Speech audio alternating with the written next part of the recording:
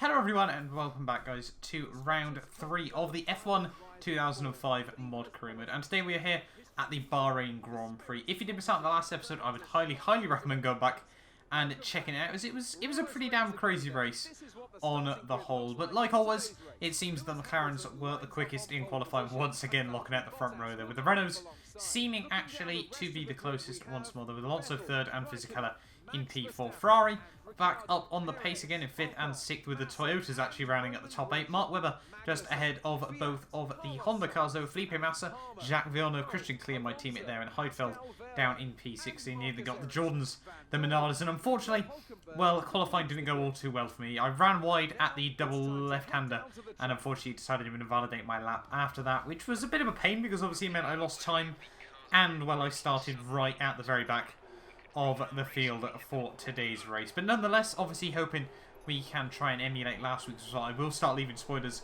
now. Obviously we were able to take home the race victory there, and that was really good. Obviously meant that I was right up actually in the title fight there, 2 points off Joan Pablo Montoya. But it's 5 lights here in Bahrain, and it is lights out, and away we go there. And Carter Kane getting off to what seemingly was a good start. They were down on the long run towards turn 1. Everyone's sort of just going to fan out, try and find their own space on the circuit there, and then all slot back to the racing line there, which completely opens the door for me down the inside at T1. Going to be nice and calm, then we make a tiny bit of contact with Heidfeld on the way through there, making sure we don't make contact again around the outside there. But we do get much better run out of turn 2 down through turn 3 there as well. We're going to look past my teammate Christian Clean there, break a little bit early in towards turn 4. Want to slot in behind Jacques Villeneuve there, and now we move up into P14 of the Grand Prix there. So 6 places made up off the start. That was actually pretty damn well done for myself. You know, sort of the AI a little bit tentative on the first lap of the Grand Prix. Well, I must say, on the whole, these mod AI cars seem to do a fantastic job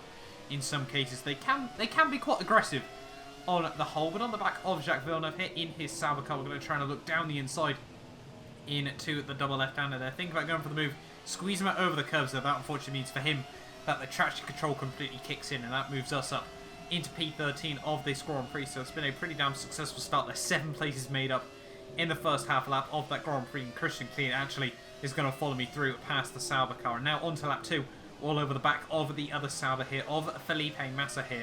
Obviously having a pretty mediocre race down at the moment in P12. Sauber still a team yet to score points. We're going to try and look down the inside of the Sauber car there, and unfortunately completely light up the rears there over the curb. A little bit of contact, actually, a big bit of contact with Nick Heidfeld there. We'll have a look from his POV. You can see he comes through the corner. You can just see me actually in the front, just spinning around there. And when he tries to go the other side of me there, completely rams in to the side of me there. And that certainly would have been a whole lot more damage had this been real life there. But that unfortunately left me right back down at the rear of the field once more in this Grand Prix. So now we really need to try and fight our way back through the grid here. Patrick Vrozacker is just the car in front of me here, as we've actually got Heidfeld there diving down into the pit lane here. DRS, well, supposedly has been enabled, obviously doesn't actually occur in this mod. We're going to have a look down the inside of Vrozacker there. We try and think of the inside of Albers as well, but he shuts the door on that one nice and quickly there, so we're not able to get past him just yet. But through turn 2 and turn 3, we seem to be able to get much superior traction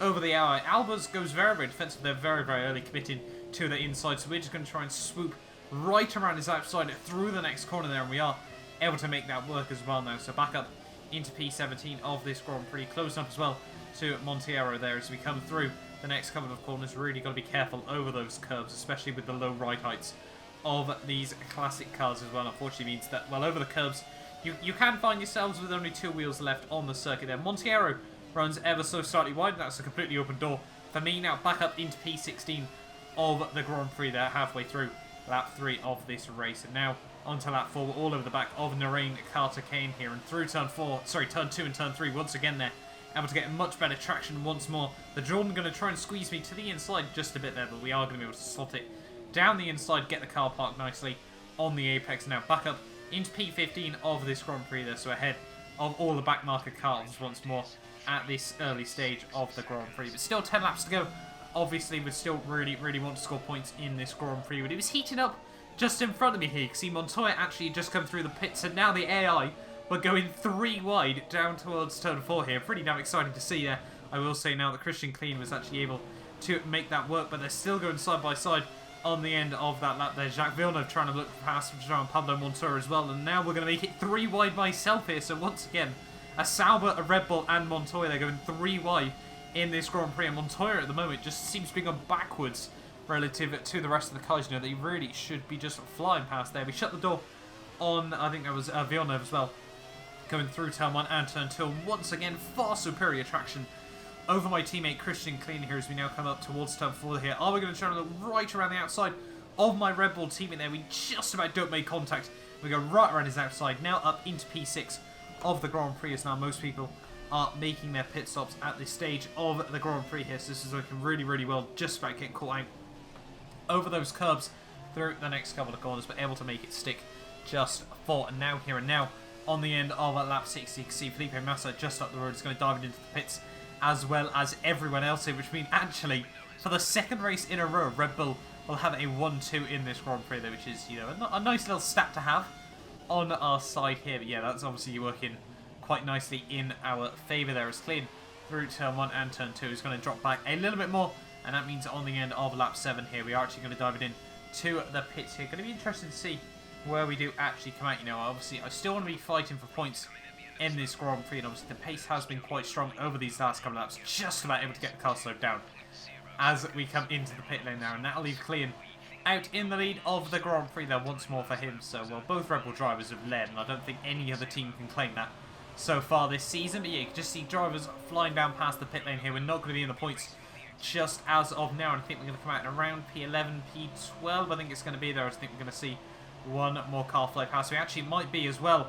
The Sauber of Felipe Massa, he's still going to be able to hold on to P12 at this stage of the day there. So we've come out basically around about where we were before we span at this stage of the Grand Prix there. So now, obviously, we're really ready to try and make a fight back through the rest of the field here. And first up on the old hit list will be Felipe Massa. And as I said, the main aim now between here and the end of the Grand Prix is to be scoring points there, running a little bit wide through turn 4 there. Certainly not ideal, and now as we come through this fast section here, make sure we don't run out too wide over the curbs, where obviously we will find the front wheels facing towards the sky, which isn't really ideal, but still all over the back of Felipe Massa nonetheless. We might try and look down the inside in towards the double apex corner there. He runs a little bit wide there, trying to get the car on the apex. That's going to give me a slightly better run on the exit of the corner here. Where is Massa going to go? Is he going to try and play it defensive? He does a little bit there. We're going to go more to the inside.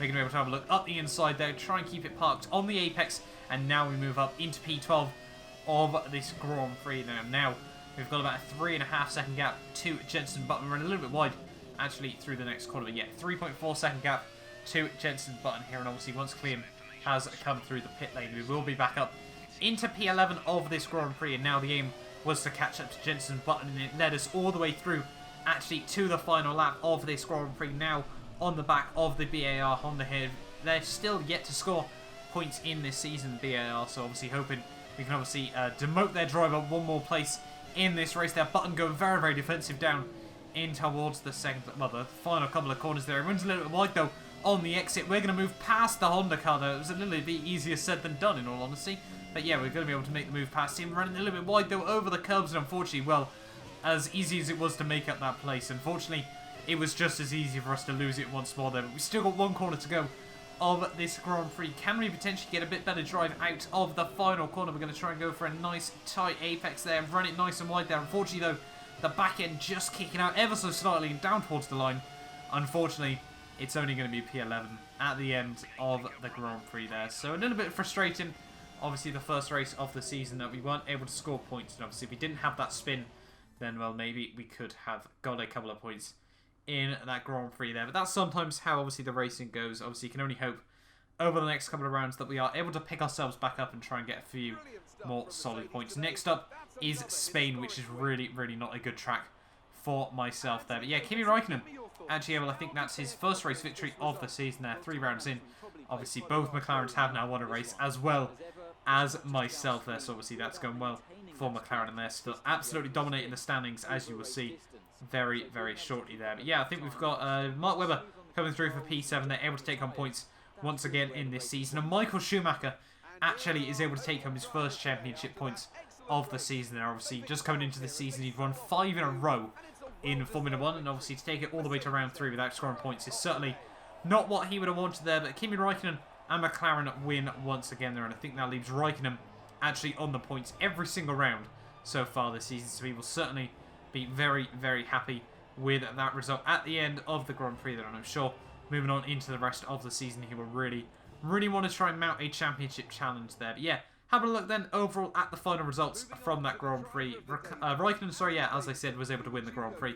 Fisichella came through for P2 with Alonso P3 there, so Renault getting a good double podium in that Grand Prix. Rubens Barrichello able to outscore and outfinish his teammate Michael Schumacher once again there. Jarno Trulli comes through for P6 there with Webber P7 and Ralf Schumacher there able to take home one vital point again for the Williams team there. BAR Hondas finishing 9th and 10th there with myself P11 once again finishing ahead of Christian Klein there with Felipe Massa just between the pair of us there. But having a look at the driver's standings there, you can see Räikkönen does still lead the way there, now 7 points clear of Jarno Trulli, who has just been so consistent in the early stages of this season. Juan Pablo Montoya there, unfortunate not to be able to score points in that Grand Prix, means he drops down to P3 though. Myself P4, now tied with Rubens Barrichello there. Alonso 5th, Giancarlo Fisichella 6th, Webber 7th, Michael Schumacher, as I said, able to put points on the board in 8th. His brother in 9th, Christian Klein 10th, and Nick Heidfeld in 11th there. And you can see in the constructors' standings, well, McLaren absolutely dominate there, near enough double the points